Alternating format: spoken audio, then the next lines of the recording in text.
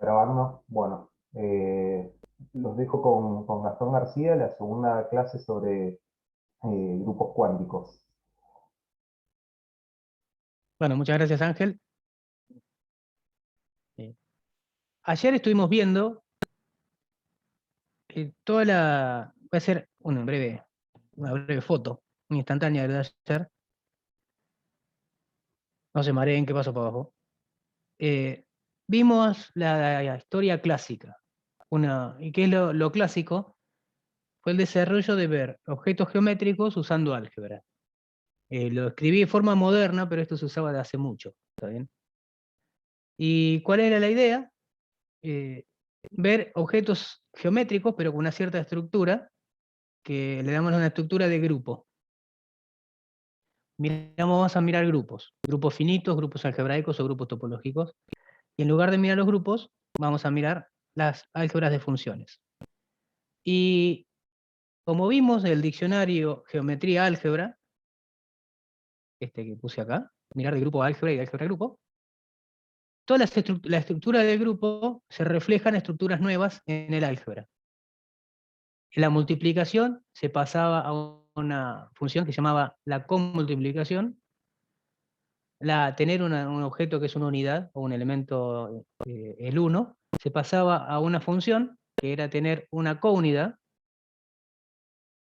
y tener inversos. El grupo tiene un inverso, que es la otra estructura que tiene el grupo, se pasaba a otra propiedad en esa álgebra, que es tener, es una transformación lineal S, que se llama la antípoda, que satisface una ecuación rara. ¿Está bien? Y esa antípoda es como hacer lineal tomar inversos. Y mostré ejemplos de lo que sucede cuando tomamos como el objeto geométrico X, las matrices, el álgebra de matrices. No es un grupo, pero les mostré cómo pasa la estructura de multiplicar matrices a qué pasa con las funciones. Las funciones que tomamos eran las funciones que a cada matriz le da la coordenada, o sea, tenemos n cuadrado funciones, si estamos sobre las matrices de tamaño n por n, y vimos cómo es la formulita explícita de la comultiplicación. ¿Cómo sería comultiplicar? Que era, si la multiplicar matrices es hacer fila-columna, la comultiplicación es abrir las funciones en las que dan las filas y las que dan las columnas. Y la counidad es simplemente ponerle 1 cuando la función está representada por tomar coordenadas i, j, cuando i es igual a j, y 0 si no. Bueno, ese no es un grupo, pero hay grupos de matrices. Por ejemplo, tomar las que tienen determinante 1. Ese es un grupo. Entonces, del otro lado del álgebra va a tener esa función S, que no tenía la álgebra de matrices sin que sean determinante 1. Y esa, vimos que existe como la función determinante. La función determinante es un polinomio. Entonces, tenemos que la función sobre las matrices determinante 1 son polinomios, pero que cumplen con la relación de que el determinante da 1. Es esto. Son cocientes de polinomio. ¿Por qué? Porque el determinante menos 1 es una función polinómica, entonces todas las funciones ahí son polinomios dividido el determinante, x menos 1. Hay otra también, que son las matrices que son inversibles, que también es un grupo, porque si multiplico dos matrices inversibles, me da una matriz inversible. Y lo que tenemos que hacer ahora es agregarle, ver en las funciones, para ver que existe una función que el determinante es inversible. Lo que hacemos para describir eso es agregarle una letrita más a las funciones, que ponemos t, y decir que hacer t por el determinante me da 1, que es como decir que las matrices que estamos mirando son las que tienen determinante distinto de 1, por eso se puede invertir. Y eso también tiene como el diccionario nos dice que va a tener esa función extraña S, que es el reflejo de tomar las inversas. Bueno, le pusimos nombre que las estructuras de comultiplicación y counidad le dan una estructura de coálgebra al álgebra, y como pegan bien esas dos estructuras, se llaman biálgebras. Al tener los ejemplos que tienen esa función S, la antípoda, se llaman álgebras de Hopf, y esas fueron descubiertas por un topólogo alemán cuando estaba estudiando ciertas cosas geométricas, como homología de grupos. Bueno, acá les puse algunos ejemplos que no hice la vez pasada. Uno fácil, que es el álgebra de grupo, eso lo pueden ver y hacer un ejercicio. Y vimos que, ahora voy a volver sobre esto. Si tengo un grupo, la álgebra de funciones es una álgebra de Hopf, por todo lo que acabo de decir. Y Cartier probó al revés. Si yo tengo una álgebra de funciones que cumple todas esas propiedades, y algunas otras más que sea finitamente generada, por ejemplo, entonces tiene que ser un álgebra de funciones sobre un grupo. Como que no hay otra cosa. Entonces, estas cosas raras que uno parece haber definido son lo mismo que mirar grupos, pero del lado algebraico. ¿Qué propiedades buenas, esto no dije ayer, pero qué propiedades buenas cumplen este tipo de estructuras de álgebras? No es que uno las inventó o las empezamos a ver porque nos gusta hacer cosas abstractas, sino que empezaron a aparecer naturalmente en física y en un montón de lados. ¿Por qué? Porque codifican mucha estructura de cosas que aparecen. ¿Qué es la estructura que codifican? Bueno, los módulos sobre estos anillos, espero que hayan visto teoría de módulos, que son como los espacios vectoriales sobre un cuerpo, pero cuando no tengo un cuerpo, tengo un anillo, se llama módulos. Tiene muchas cosas buenas. Por ejemplo, el cuerpo es un módulo, no siempre el cuerpo es un módulo sobre el anillo. Si tengo dos módulos, entonces el producto tensorial también es un módulo, o sea, tengo forma de pegar dos módulos, y si tengo un módulo, el dual también es un módulo. Y esto es lo que se ve en física. Estos fueron las cosas que empezaron a ver los físicos que cuando estaban mirando, los físicos representan partículas y ese tipo de cosas en cuántica con representaciones o módulos sobre anillos. Y empezaron a ver que pueden pegar la información y que si hay una, está el dual. Y entonces eso tenía que ver mucho con esto. Y ahí se dieron cuenta, necesitamos un objeto que tenga estas propiedades. Bueno, si el objeto fuese conmutativo, ya lo tenemos por el teorema de Cartier. Es un álgebra de funciones sobre un grupo. ¿Qué pasó? No, las cosas que empezaron a ver los físicos no son conmutativas. No sé por qué me agarré abajo. Entonces, a alguien, a Drinfeld, bueno, y a la Escuela de San Petersburgo, se le ocurrió tratar de buscar estos objetos deformando los clásicos. Y le puso nombre grupo cuántico. Y ahora voy a explicar por qué le puso nombre de grupo cuántico. Quantum group, le puso en inglés. No sé cómo es en ruso. ¿Qué es un grupo cuántico? Bueno, no hay una definición axiomática de grupo cuántico. Entonces, estoy dando un curso de algo que no puedo dar la definición. Pero, ¿qué es más o menos un grupo cuántico? Bueno, es una deformación de estas álgebras asociadas a objetos geométricos que tienen una cierta simetría. Nosotros vamos a ver unas familias de grupos cuánticos. Hay otras familias, que fueron las que introdujo Drinfeld, pero que son duales a estas. O sea, hay una relación muy íntima entre las que dio Drinfeld y las que estoy haciendo yo. Yo la estoy dando esta por el trasfondo que tiene con la teoría clásica. Para las otras tendría que haber definido álgebras de Lie y un montón de cosas que no quería hacer. Bueno, ¿y cuál fue la idea de Drinfeld? Voy a retomar acá lo que dije antes. Lo que hicimos ayer, uno tomaba G un grupo, entonces se consideraba el álgebra de funciones sobre el grupo. Bueno, Drinfeld dijo, necesitamos algo así parecido, pero que no sea un conmutativo. ¿Por qué? Porque en cuántica las cosas no conmutan, por el principio de incertidumbre de Heisenberg, si lo escucharon alguna vez. Si miro una partícula pequeña y quiero medirle el momento y después la posición, si lo mido en un orden me da una cosa, pero si lo mido en el orden distinto, me da distinto. Y esto lo volvió loco un tiempo largo. ¿Cómo puede ser que den distinto si mido en distinto orden? Bueno, eso efectivamente está diciendo que las cosas donde miden el conjunto de funciones que miden no es conmutativo. Importa el orden en que hago las cositas. Bueno, ahí apareció la famosa constante de Planck y de ahí nacieron este tipo de álgebras no conmutativas. Entonces, la álgebra no conmutativa parecía que era abstract nonsense, como dicen los físicos cuando uno hace matemática abstracta, pero en el fondo estaba reflejando la realidad. ¿Qué realidad? una realidad a nivel muy chiquito, a nivel cuántico. Entonces, Drinfeld dijo, bueno, deformemos la multiplicación de estas álgebras, haciéndolas no conmutativas. O sea que el orden de los factores sí altera el producto. Bueno, pero si yo deformo el álgebra conmutativa, empiezo a tener problemas con el otro lado. Pierdo enseguida la conexión con la geometría. ¿Por qué? Porque la conexión con la geometría era la parte conmutativa. Entonces desaparece el espejo, es como que rompí el espejo con la geometría. Sin embargo, es como que queda en la mente que estas álgebras que están acá, álgebras deformadas,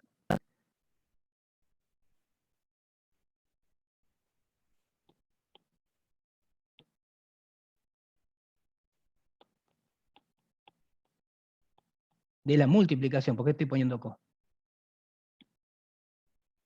Tienen como una reminiscencia a la geometría, entonces es como que hay un fantasma dando vueltas, y bueno, se lo llamó a este fantasma grupo cuántico. Porque no hay un grupo en realidad, no existe, pero es como si existiese. Entonces, ¿qué quiere decir un grupo cuántico? Bueno, no miramos, es el objeto geométrico que le correspondería a el objeto algebraico este, que es deformar la multiplicación del álgebra. ¿Se puede deformar de cualquier forma? No. Hay que tener cuidado. ¿Por qué? Porque, como dije antes, vamos a pretender que los módulos sobre esta álgebra tengan tan buenas propiedades como tenían antes. O sea, que el cuerpo sea un módulo, que si tengo dos módulos, el producto tensorial sea, y que si tengo un módulo, el dual sea. O sea, casi como espacios vectoriales que anden re bien. Esa estructura es la que codifica la estructura del álgebra Hopf que di ayer. O sea, necesito que estas álgebras no conmutativas tengan esa estructura rica para que sean efectivamente las álgebras que estaban apareciendo en física. Y en física se pasa haciendo todo el tiempo. Uno tiene estas álgebras de observables, como se le dicen, y necesitamos que funcionen bien estas cosas, porque si no, no podemos hacer las cuentas. Entonces, la idea de acá está escrito lo que estoy diciendo, vamos a cuantizar los anillos de coordenadas clásicos, que fue lo que dije ayer. Tenemos que deformar la multiplicación. Entonces, cuando uno habla de grupos cuánticos, hablaría como la parte del objeto geométrico este, pero en realidad no existe. Uno está hablando de la parte esta, de este lado, de álgebras. ¿Está bien? Entonces hay muchas cosas que se dicen como si fuera geometría, pero no se dice. Y de ahí nacen las palabras geometría no conmutativa. Cuando escuchen hablar de geometría no conmutativa, esta es una de las formas de ver geometría no conmutativa, hay otras, pero es esto, se refiere a esto. Cuando uno hace geometría no conmutativa, en el fondo no está haciendo geometría, sino que está haciendo álgebra. Pero como sabemos que hay una estrecha relación siempre entre geometría y álgebra, uno hace esto. Uno también de los que desarrolló mucho la geometría no conmutativa fue Alan Kohn, otra medalla Fields, y Yuri Manning, otro ruso de la Escuela de San Petersburgo. Bueno, entonces vamos a jugar ahora, voy a introducir algunos tipos de grupos cuánticos, los que son más manejables con las manos. También hay un montón de grupos cuánticos dando vueltas, yo trabajo con un montón de estos. Y como dije antes, como no hay definición, uno trabaja con los ejemplos. Entonces, vamos a jugar con unos ejemplos que son los más maniables, que son los que vienen de las matrices. Bueno, vamos a definir entonces cómo sería deformar la multiplicación sobre el álgebra de funciones, sobre las matrices que definí ayer. ¿Alguna pregunta hasta ahora? ¿Se va entendiendo la idea de lo que queremos hacer? Pueden decir, hablar, responder, preguntar, quejarse. También vale quejarse. No, por ahora no, Gastón, todo claro. Bueno, buen día, Santiago. Buen día, ¿cómo estás? Qué bueno verlos. Estaba dudoso este horario, pero bueno. El rock es así. Bueno. ¿Cómo deformo la multiplicación? Bueno, antes miramos polinomios sobre las funciones. Y ahora voy a mirar los polinomios, pero sí va a importar cómo multiplico las variables. No, o sea, antes no importaba porque conmutaba todo, pero ahora son polinomios no conmutativos. Y no es que no conmutan y no sé qué pasa. Eso es medio terrible. Entonces digo, bueno, hay unas reglas que hay que cumplir, cómo conmutan las cosas, y son estas que están acá. ¿Está bien? Cuando pasa algo con los subíndices, tienen que cumplirse estas reglas. Y esas reglas dicen, ¿y cómo las sacaste? Bueno, la clase que viene voy a dar un método para encontrar este tipo de reglas, porque al principio estas se encontraron en física, y después vino el método, como dije ayer. Los físicos hacen y después viene uno y encuentra el método, que son realmente físicos matemáticos. Y tienen una habilidad increíble de encontrar cosas. Y bueno, encontraron esto, no sabían qué era. Bueno, sí sabían qué era porque empezaron a jugar con esto y cumplen todas las propiedades que quieren. Y bueno, anda esta deformación. Mañana vamos a ver que hay un método general de cómo encontrar este tipo de deformaciones. Porque si uno quiere deformar a la Bartola, la multiplicación le puede que no le dé. O sea, no cumple con las cosas que uno quiere. Bueno, ahora voy a hacer el ejemplo de 2×2 para que vean cómo quedan las formulitas. Entonces, cuando uno deforma, uno tiene un parámetro, uno toma un parámetro cualquiera. ¿Qué es un parámetro? Un número no nulo en el cuerpo. ¿Está bien? Si el cuerpo es los complejos, tomamos cualquier número, que no sea 0. ¿Está bien? Si tomo 1 y q igual a 1, me da el álgebra conmutativa. O sea, hagan el ejercicio, pongan q igual a 1 en las relaciones que acabo de poner, y me dice que todo conmuta con todo. ¿Está bien? Entonces, esa es otra idea de cuantizar. Cuantizar es que en el caso clásico, cuando el parámetro es 1, porque el parámetro es una exponencial de alguien, es cuando esa exponencial se va a 0, me vuelve a dar el caso clásico. Entonces, es una deformación del caso clásico, la cuantización. Deformación por cuantización es eso, estamos deformando el caso clásico metiendo una variable. Cuando esa variable es 1, vuelvo al caso clásico. ¿Ven? Esa es la idea de deformar. Y el objeto geométrico generalmente se le nota así, y como dije antes, no existe, pero lo tenemos como en mente, así como un alter ego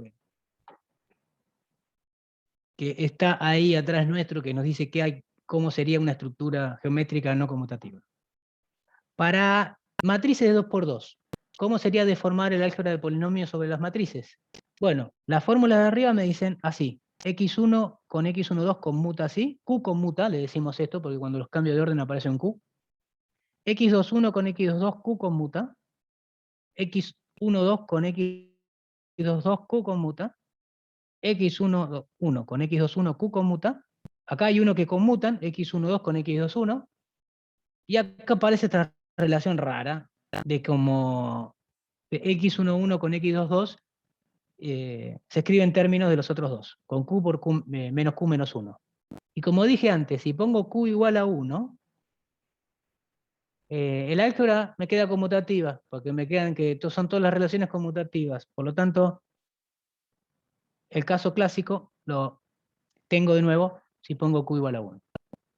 Entonces, esta es una buena deformación, porque cuando vuelvo al caso clásico, cuando pongo q igual a 1, estoy en el caso clásico que conozco y hay geometría. Entonces, es como que estoy, con el álgebra deformo las funciones, y es como que la geometría se me va acomodando y deformando, así, todo intuitivamente, ¿no? Y cuando voy achicando el parámetro, vuelvo a la geometría, aparece la geometría, ¿no? Bueno, ¿y por qué es una buena deformación esta que acabamos de hacer? Porque cumple lo siguiente. Fíjense que estoy deformando la multiplicación. No dije nada de la comultiplicación, de esa estructura aparte que tenía cuando hice la clase de ayer. Bueno, como no la toqué, anda igual. O sea, esto es una buena deformación porque la deformación esa anda igual. Si deformo de otra forma puede que no ande. Bueno, esta es una de las que cuando deformo anda, y la misma estructura de coálgebra que di ayer, o sea, de partir la multiplicación de matrices en fila-columna, anda. Con la misma estructura es una biálgebra. Entonces, gol. Deformamos, o sea, vamos en el camino de lo que querían los físicos. Deformamos el álgebra de funciones, algo no conmutativo, que sigue siendo una biálgebra. En este caso, el caso clásico no era un álgebra Hopf porque no teníamos como la inversa, la linealización de la inversa. Bueno, acá tampoco. Entonces, ¿cómo lo obtenemos eso? Bueno, vamos a ver cómo encontramos alguna que sí tenga inversa, porque necesitamos tener duales en la categoría de módulos. El tener duales quiere decir tener este morfismo que es la inversa, la linealización de la inversa. Y no hay forma de darle a ese morfismo. O sea, a veces es muy difícil decidir si esta álgebra de funciones no conmutativas o cualquier álgebra no conmutativa tiene esta función. Bueno, en este caso, por suerte, podemos decir que no tiene. ¿Y por qué no tiene? Porque hay un elemento distinguido que me ayuda a decir que no tiene. ¿Cómo es ese elemento? Bueno, hay un elemento, que hay que encontrarlo, ¿no? No estoy diciendo quién es, ahora voy a decir quién es. Hay un elemento dentro de las funciones estas de polinomios no conmutativos que cumple que cuando le hago la conmultiplicación me da la diagonal. ¿Saben? Por eso esto no lo dije ayer. La diagonal es tomar el mismo elemento, tensor el mismo. O sea, re fácil. Esto es la primera definición que a uno se le ocurre de hacer la comultiplicación. Copiar el mismo. Por eso aparece el nombre de delta, porque tiene reminiscencia de diagonal. Esta delta quiere decir, estoy como tomando la diagonal, ¿está bien? Bueno, hay un elemento que cumple eso. No todos cumplen eso, porque como vimos ayer, bueno, acá no lo escribí, pero por ejemplo, voy a escribir acá. Delta de x11 es, tengo que hacer, ¿cuáles son las formas de obtener el 1, 1 multiplicando dos matrices? Bueno, multiplico el lugar, la fila 1 por la columna 1, entonces fila 1 por columna 1, ay, estoy haciendo cualquier cosa. Hago el 1, 1 más esto, me queda así, ¿está bien? O sea, ¿cómo me di cuenta que estoy multiplicando fila y columna? Porque los de afuera son los mismos que tengo acá. Fíjense que esto suma de dos cosas, y no es como lo que está ahí acá. Entonces, no es tan fácil encontrar ese elemento. Bueno, pero sí tenemos una forma fácil de encontrarlo. Y si existe, como es un elemento tan bueno que tiene esa multiplicación, el axioma de antípoda, que es de la inversa, me dice que se tiene que cumplir eso. Y eso inmediatamente implica que el SD tiene que ser el inverso, porque cuando multiplico por D me da 1. Bueno, entonces ahí tenemos un problema, porque D vive adentro de polinomios, de álgebra no conmutativa de polinomios. Y tener un -1 quiere decir, tenemos que invertir un polinomio. Pero si estoy en álgebra de polinomio, no hay inverso de polinomio. No hay. Entonces, son ambos. No hay. Que haya habido un elemento así, me dice que no puede haber una antípoda. Entonces, no anda esto. Para lo que estamos buscando, no anda. Lo tenemos que seguir arreglando. Necesito que esté esta función S porque necesito que la categoría de módulos tenga esas propiedades que yo estoy buscando. Bueno, estos elementos que cumplen esta propiedad se llaman elementos de tipo grupo. Y esto tiene que ver con el ejemplo que puse de ejercicio en las notas anteriores, que el álgebra de grupo es un álgebra de Hopf. El álgebra de grupo es el espacio vectorial generado por un grupo. Tiene una multiplicación, y uno puede definir una comultiplicación, una counidad y una antípoda, que viene de la linealización de la inversa, y es un álgebra de Hopf. Y los elementos del grupo satisfacen esta propiedad. Entonces, en general, basando en ese ejemplo, se dice que en cualquier álgebra de Hopf, los que cumplen esto se llaman elementos de tipo grupo porque tienen, como nos acordamos de los grupos. Iba a preguntar algo. Yo ayer le mandé a diestra y siniestra las notas del curso. ¿Le llegaron a todos? Pongan mano así en el chat. O digan, sí, me llegó. Y si no le llegó, me escriben. Me escriben el mail ahí. Muy bien, levanten la mano. Ahí uno levantó la mano. Muy bien. Después también estas las hago PDF y las mando de nuevo hoy.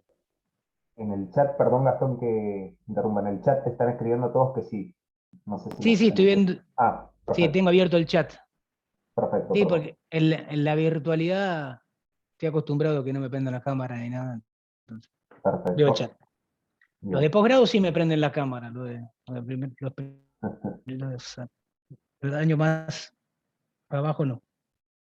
Bueno, ¿y quién es este elemento D? Bueno, este elemento D que encontramos, claro, que no encontramos todavía, pero no dije quién es un elemento distinguido. ¿Está bien? No es cualquier cosa. eh, Algunos tienen y otros no.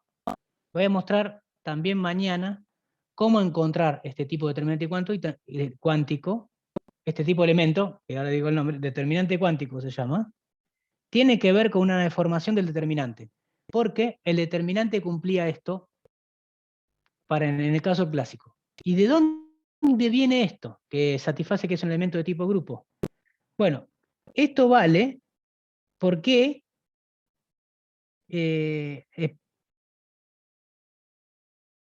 bueno, ahora lo digo por qué vale.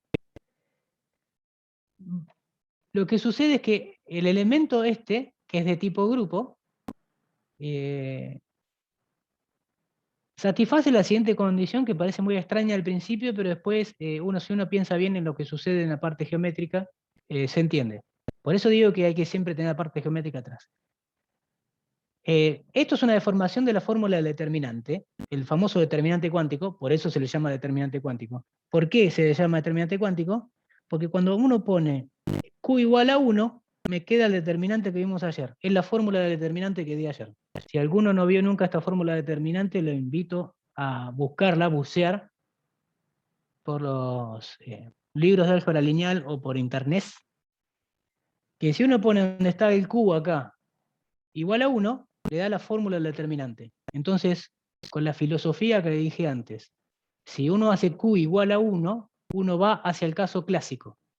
Entonces, esto estoy diciendo que vengo de una cuantización. Entonces, esta sería una cuantización del determinante, porque cuando pongo Q igual a 1, me da el determinante. La función determinante.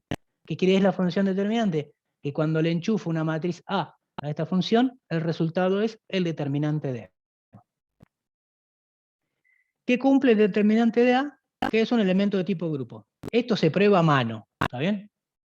Uno puede probar a mano, se arremanga y lo hace, sabiendo toda la estructura que tiene la comultiplicación. Más aún, es central. No quiere decir que vive en Rosario y es canalla. Que sea central quiere decir que conmuta con todo el mundo. ¿Y qué quiere decir eso? Bueno, no es tan claro que conmute con todo el mundo, porque acuérdense que estoy en un álgebra que tiene estas relaciones raras, ¿está bien? No conmutan bien las cosas. Bueno, el determinante anda bien, conmuta con todo el mundo. ¿Y los determinantes cuánticos conmutan siempre? No. Estos andan. En general, no. ¿Y qué tiene que ver esta propiedad? Bueno, esa propiedad, que sea un elemento de tipo grupo, la geometría que hay atrás es que, acuérdense, la comultiplicación venía de la función opuesta de hacer la multiplicación. O sea, separaba en lugar de juntar. Entonces, si la comultiplicación del determinante es el determinante tensor del determinante, al revés tiene que pasar que el determinante de un producto de matrices es el producto de los determinantes. Y esa es una de las primeras propiedades que uno aprende en álgebra lineal. Entonces, esa propiedad de que el determinante de dos matrices es el producto de los determinantes se traduce en esta propiedad del determinante de ser elemento de tipo grupo. ¿Está bien? Entonces, estas funciones que cumplen esto son funciones de álgebras. ¿Qué quiere decir? Que mantienen bien la multiplicación. Entonces, en la cabeza uno tiene que, bueno, estas cosas andan bien, son funciones de álgebras. Producto matriz, el determinante del producto de matrices es el producto de los determinantes. Entonces, esto debería andar, si cuantizo el determinante. Anda. Y si cuantizo de cualquier forma, ¿anda? No. Pero bueno, vamos a ver que existen algunos determinantes medio raros. Ejemplo para 2×2. ¿Quién sería el determinante cuántico de 2×2? Según la fórmula, uso el grupo simétrico de dos letras, que tiene dos elementos nada más.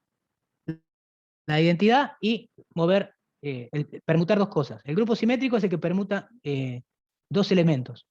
Entonces, hay una sola forma de permutar dos elementos. O los dejo quietos, esa es una permutación trivial, o los cambio. Y cada vez que cambio le tengo que poner el signo al exponente, y el signo de cambiar una sola vez es -1, por lo tanto, si no cambio nada me queda este término. Si los cambio de lugar, los subíndices, ahí cambié el 1 por el 2 y el 2 por el 1, me queda un -q. Entonces, esa es la fórmula de determinante cuántico. ¿Y cómo uno prueba? Esto lo puse como ejercicio. Pero ¿cómo prueba uno o una que eso es un elemento de tipo grupo? Bueno, tiene que valer, cuando le hace la comultiplicación a esto,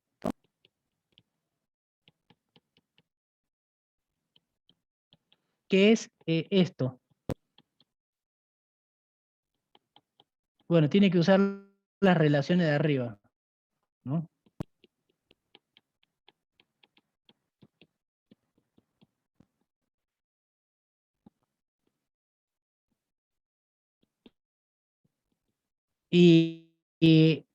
No sé si lo dije, pero el producto tensorial es como distributivo con la suma, entonces esto me quedaría. Hago distributiva todo el mundo contra todo el mundo.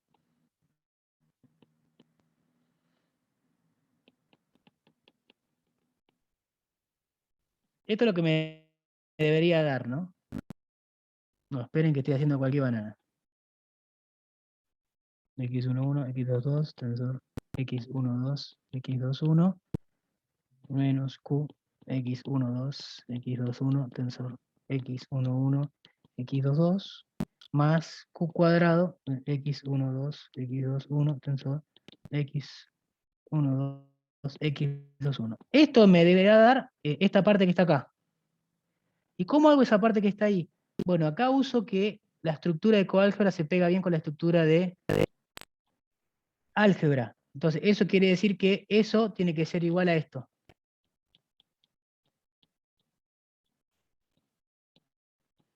O sea que puedo, la combinación lineal o el producto de cosas me pasa al producto de cosas. Y ahora hay que reemplazar cada cosa por lo que es y hacer la multiplicación. Esta fue la que puse ayer, la que puse arriba, no ayer.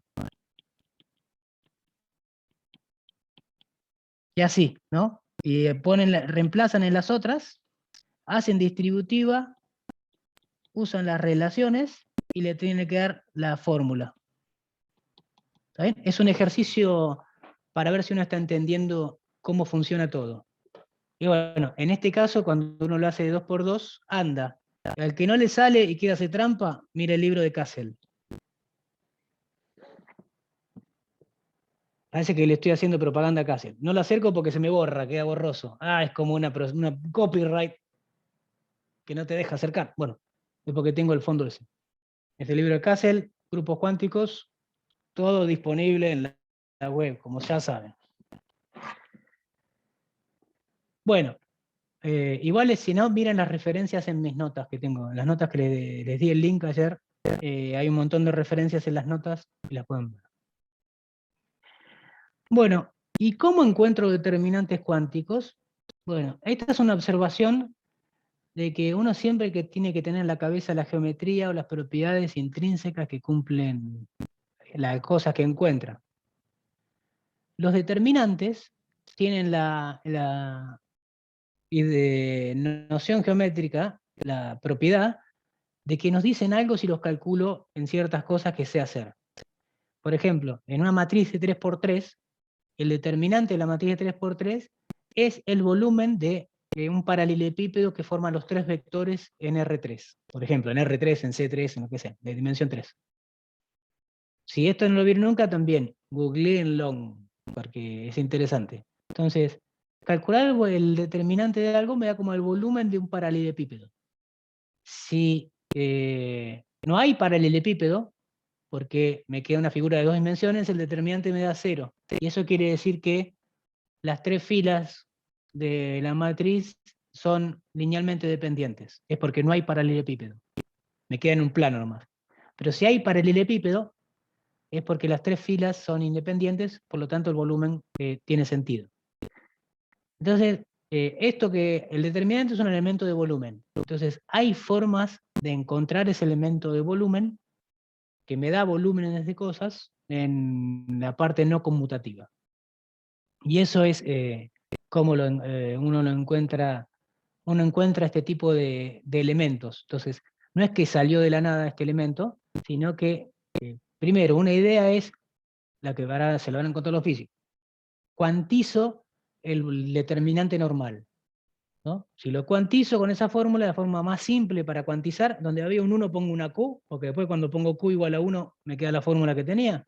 Esa es una forma de cuantizar muy ingenua, que anda un montón. Y la otra es, me fijo la propiedad geométrica que cumple el determinante, cómo se traduce eso, y busco elementos que cumplen esa propiedad geométrica, y eso me da otras fórmulas de determinantes, muy extrañas, porque son como una deformación de geométrica, y bueno, después vamos a ver mañana de esos. Entonces, resumen, el álgebra que definimos acá, deformada, no es un álgebra de Hopf porque no tiene la antípoda, esta que está acá. ¿Y cómo le enchufa una antípoda? Bueno, en el caso clásico vimos que el álgebra de funciones sobre las matrices tampoco es un álgebra de Hopf porque no tiene antípoda. ¿Cuáles eran las que tenían antípodas? Las que venían de grupos. ¿Cuáles eran los grupos? Las matrices determinante 1 o las matrices inversibles. Bueno, vamos a hacer lo mismo acá. ¿Y cómo encontraba la determinante 1? Bueno, tenía que dividir por la función determinante menos 1. Eso fue lo que hice ayer. ¿Qué hago acá? Lo mismo. ¿Está bien? Entonces, eso me dan las definiciones, los primeros grupos cuánticos que vamos a ver.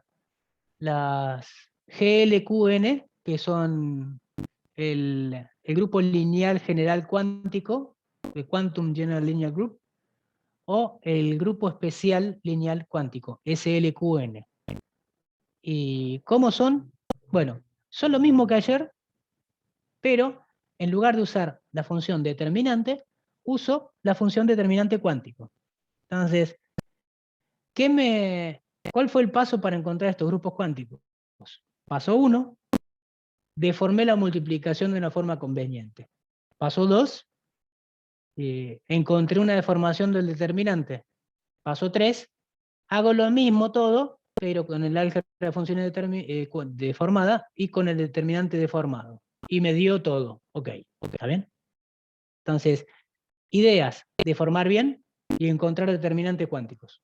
Esas son todas las herramientas que necesitamos. No es fácil, ¿no? Deformar bien y encontrar determinante cuántico, pero bueno, se puede hacer. Y estas eran las álgebras que se estaban buscando. ¿Y anda solo con esto? Bueno, no. Se puede hacer con cualquier grupo de matrices que esté dando vuelta por ahí. ¿Está bien? O en general, para el que nunca escuchó, se puede hacer con cualquier grupo algebraico reductivo. Los grupos algebraicos son, en el fondo, tienen que ver mucho con estos grupos de matrices. ¿Por qué? Porque se pueden dar en términos de polinomios. Es una teoría muy linda la del grupo algebraico, por ahí tendría que haber dado un curso de eso, pero bueno, no va a ser. Bueno, y formalmente estos son álgebras no conmutativas definidas por las relaciones que definí arriba. En las funciones, las matrices inversibles tuve que agregar como antes un elemento que sea el inverso del determinante. Lo agregué yo a mano, diciendo que es central, y tomo el cociente dado por el ideal bilátero este, que eso anda bien porque ambos elementos son centrales. Y lo mismo con el de abajo. Digo que el determinante vale 1 porque estoy sobre las matrices que tienen determinante 1. Y eso anda bien de nuevo porque el determinante cuántico es central. Si no anduviese eso, no anda. Observación. Si nunca vieron esto, cómo agregar un elemento, cómo invertir un elemento, otra forma de verlo es, tengo un álgebra. O sea, ¿cómo encuentro esta antípoda? Tengo un álgebra cualquiera. Hay un elemento que tiene que ser inversible y no lo es. Supongamos que estamos en álgebra, vamos a hacer una álgebra fácil, los números enteros. Los números enteros es un álgebra. Un álgebra, digamos, sobre ella misma, sobre los enteros. Bueno, pero no importa. Es un anillo que puedo sumar enteros, me da un entero, multiplicar enteros, me da enteros, pero no tienen inversos. Entonces, un elemento 3 no tiene inverso. ¿Cómo encuentro el número 3? ¿Cuál es el inverso de 3? A ver si alguien me escribe. ¿Cuál es el inverso de 3? Multiplicativo. Número que cuando multiplico por 3 me da 1. Hace una extensión por el cuerpo cociente. Sí, ahí tiraste un cañonazo. Sí, por ahí no sé si todos saben, pero haces exactamente eso. Pongo, es un tercio del inverso de 3. Entonces necesito poner el inverso de ese elemento y eso se llama tomar el cuerpo de cociente, sería invertir a todo el mundo. Pero como yo no quiero invertir a todo el mundo, quiero invertir a uno solo, pongo el inverso de ese. Y eso se llama localización. Cuando invierto de a uno, se llama localización. ¿Y qué hace? ¿Qué hace uno? Tomo las fracciones en eso. Igual que cuando uno pasa de z a q, a los racionales, que toma fracciones, acá también. Igual. Pero hay que tener cuidado porque eso anda bien todo cuando es conmutativo. Cuando uno está en el mundo cuántico, que las cosas no conmutan, no anda tan bien. Hay que tener mucho cuidado y el que arregló todo esto hay unas condiciones que se llaman las condiciones de Ore. Ore fue un matemático, no sé si vive, un matemático japonés. No sé qué era, si era mujer, o como uno no sabe, cuando son japoneses o chinos. Ore era el apellido. O es, tampoco sé. O sea, no sé nada de Ore. Hay que googlearlo. Ok, entonces, así tenemos nuestros dos primeros grupos cuánticos, que son estas álgebras medio extrañas. Entonces, cocientar por algo es agregarle más relaciones. Entonces vamos a ver un ejemplo explícito de cómo me quedarían las relaciones de estos dos grupos cuánticos. Para GL2, lo que tomamos es las funciones coordenadas, esa, y le agregué esta t, para no hacerme problema, digo que esta t es central, quiere decir que conmuta con todo el mundo. O sea, el orden cuando multiplico por t no importa.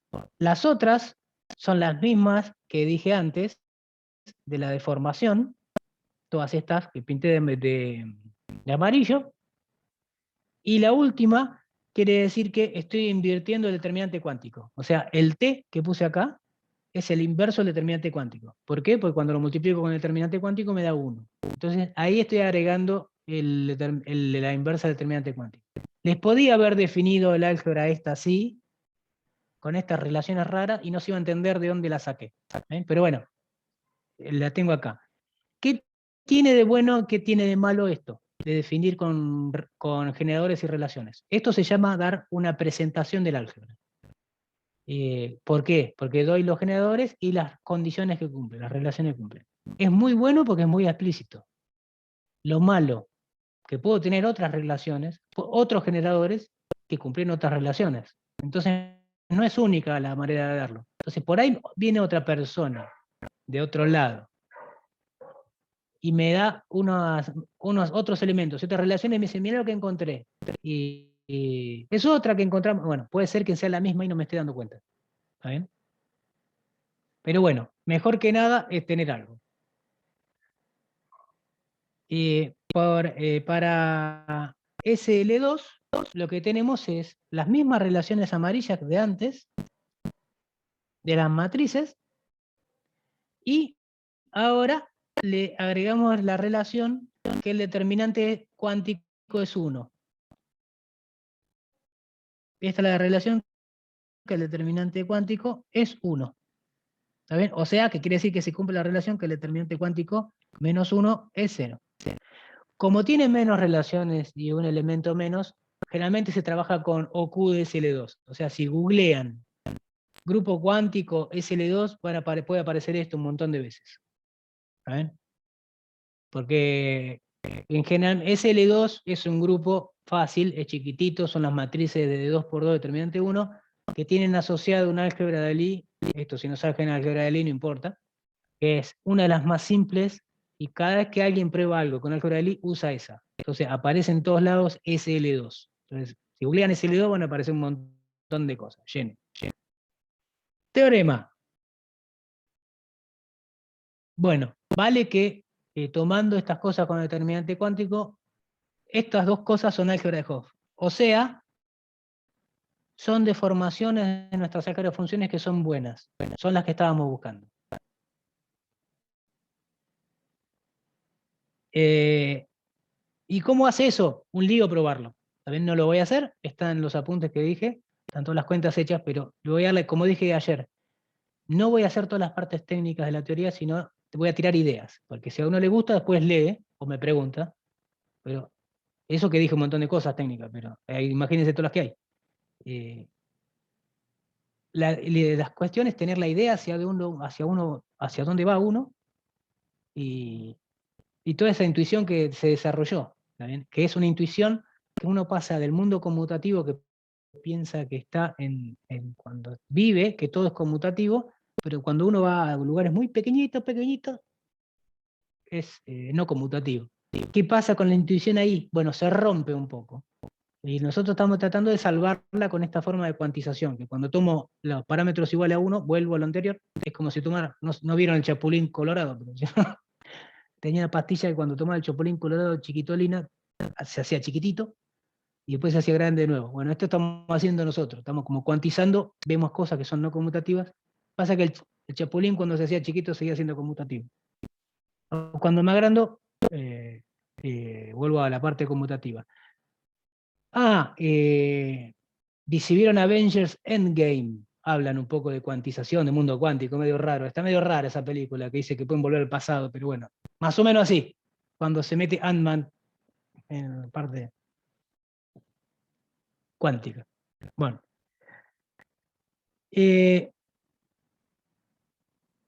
Entonces, ¿cómo se hace? Bueno, como dije antes, uno deforma la multiplicación de manera que siga teniendo una estructura de biálgebra, y al invertir el determinante cuántico, encuentra una estructura de álgebra de Hopf. ¿Y cómo da la inversa de las cosas? Esta función de inversa. Bueno, usamos la misma fórmula de la adjunta. Ahora voy a dar un ejemplo. La antípoda es usar la versión polinómica de la adjunta, de la matriz adjunta por el determinante, a la -1, ¿está bien? Esa es una forma de encontrar la inversa que aprendemos en álgebra lineal. La inversa de una matriz es la matriz adjunta dividido el determinante. Y entonces para SL2, para SLN, también vale para cualquier n, hace lo mismo uno. Es una biálgebra, cuando divido por esta relación del determinante igual a 1, determinante cuántico igual a 1, sigue siendo una biálgebra, y tiene una antípoda, y está dada por la fórmula de la adjunta. ¿Está bien? La notación matricial sigue andando, como le dije del Castle de ayer, es que si uno hace X por la adjunta, me da el determinante por la identidad, entonces de ahí sale que el determinante tiene que ser inversible para que todo ande bien. Bueno, vamos, ¿alguna pregunta de esto?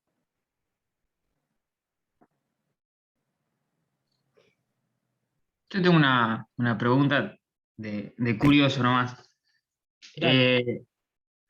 Si no me recuerdo, ayer hablaste del álgebra de funciones, las matrices, y los ejemplos decían que si bien el álgebra MN no era de Hopf, la SLN y la GLN sí, porque eran grupos. Sí. ¿Puede ser? Sí. Y acá justamente probaste que la SLN y la GLN cuánticas son de Hopf y la MN no. Exactamente. Eso quiere decir que, o sea, mi pregunta es, ¿puedo tener un álgebra de funciones que no sea de Hopf, deformarla y que sea de Hopf, o siempre mantiene esas propiedades, digamos? No, depende cómo sea la deformación. Ok. Sí, puede pasar que suceda. Lo que pasa es que acá, justamente lo que te impide que sea de Hopf es que hay un elemento que es de tipo grupo, el determinante. Y aunque deformes, si seguís ciertas reglas para deformar, no lo vas a invertir nunca ese. Entonces, Claro. te va a seguir quedando que no es... O sea, tenés que invertirlo sí o sí, y con la deformación no invertís elementos. Una idea de la deformación es que no invertís elementos. Cuando tomás el límite clásico, o sea, cuando el Q va a 1, tenés lo que tenías antes. Entonces, no puedes agregar un inverso, porque si lo agregás a la deformación, muchas Claro, claro. veces cuando tomás el Q igual a 1 te queda igual. Podría suceder, no estoy seguro, no es un teorema que estoy diciendo, pero en general no. Buenísimo. Eso era. Bueno, ¿alguna otra pregunta?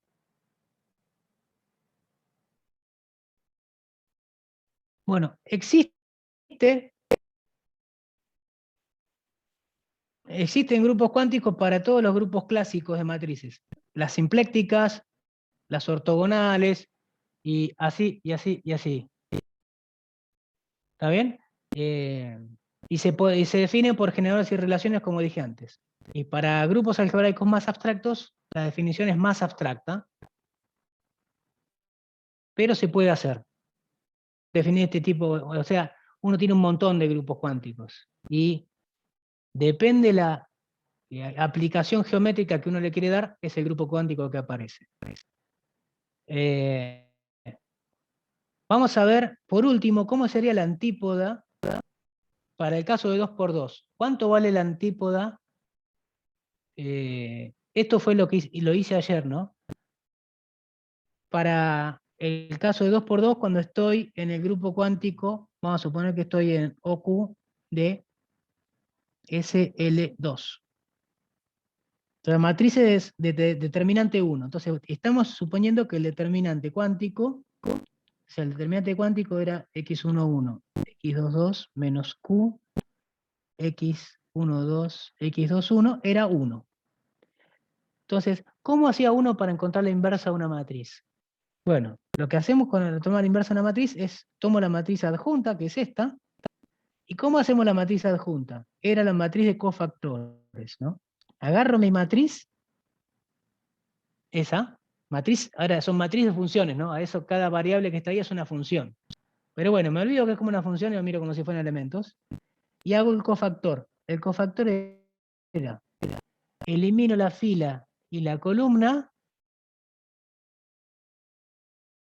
y me quedo con el elemento que queda y lo multiplico por -1 al lugar donde está el 1, 1. Entonces me queda en el primer lugar de la matriz adjunta x22. ¿Está bien? Esa sería la adjunta normal.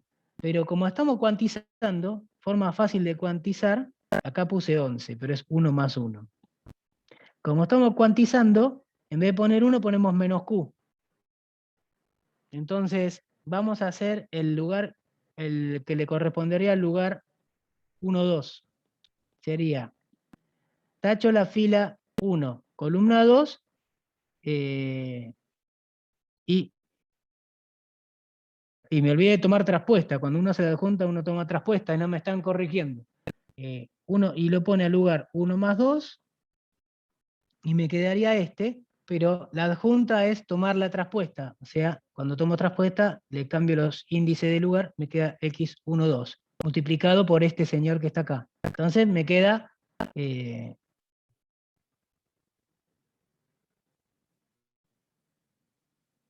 me estoy olvidando un menos, el menos en el exponente, ¿no? Me estoy olvidando un menos, que debería ser ahí, que es este que está acá. En la fórmula puse el menos. Esperen que vuelvo. Ah, sí, porque es es I menos J. Estoy haciendo más. ¿Qué pago? I menos 2. Ahí está. Y -1 me da S. Y así. Entonces uno hace la misma fórmula que hacía con la adjunta antes, que como ve, yo no la hice nunca, porque la saco a mano estas cosas. A ojo, digo.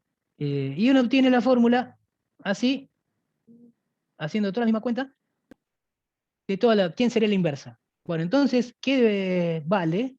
Vale que por las fórmulas que tenemos que tener, como dije antes, por la matriz adjunta, o sea, la idea es reemplazo el por el tensor.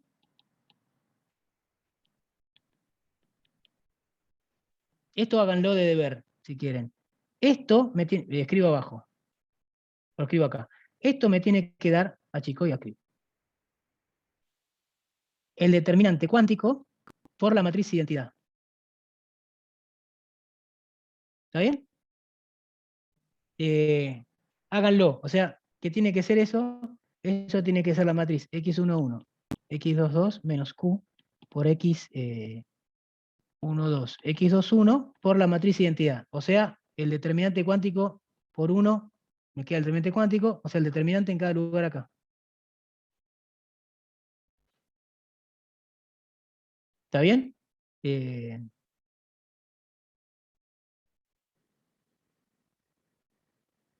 Así, va a dar. Entonces, como el determinante era 1, estamos suponiendo que el determinante era 1, esto me debería dar 1, 0, 0, 1. Que justamente esta es la relación de la antípoda que estamos buscando. O sea, en el primer, si hago fila por columna, debería ser x11 por x22 menos q x12, x21 igual a 1. Fíjense que justamente esta que me queda acá es el determinante cuántico que vale 1. Y lo que sucede es que la antípoda está dada por esta matriz. Entonces, en el primer lugar es la antípoda del primero. S de x11 es x22. En el segundo lugar está el del 12. En el tercer lugar está el del 21. Y en el último lugar, siempre me queda colgado, está el de los 2. Entonces, bien explícito este ejemplito y anda todo. Mañana vamos a ver por qué anda todo. Hay una fórmula general. ¿Alguna pregunta? ¿Comentario? Vaya nomás, Julián, ya me escribiste hace 3 minutos, pero... Está bien. ¿Alguna pregunta? ¿Comentario? ¿Algo que quieran decir?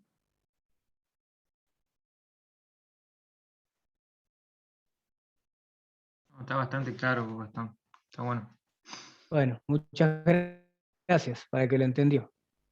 ¿Los demás? ¿Todo bien? Pongan mano, levanten mano. La mano de los pibes arriba, como dice el del vóley. Ahí está, muy bien, Miguel. Bueno, después viene Antonio. Después les mando el PDF de las notas para que lo tengan. Muy bien, Evelyn. Sí, verá que copio ya la nota. Te mando las notas de ayer también, Evelyn.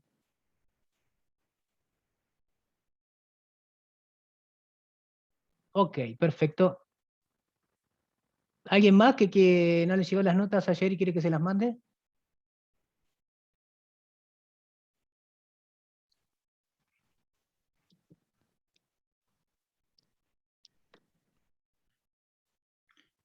A mí mandame esto también al mail si puedes.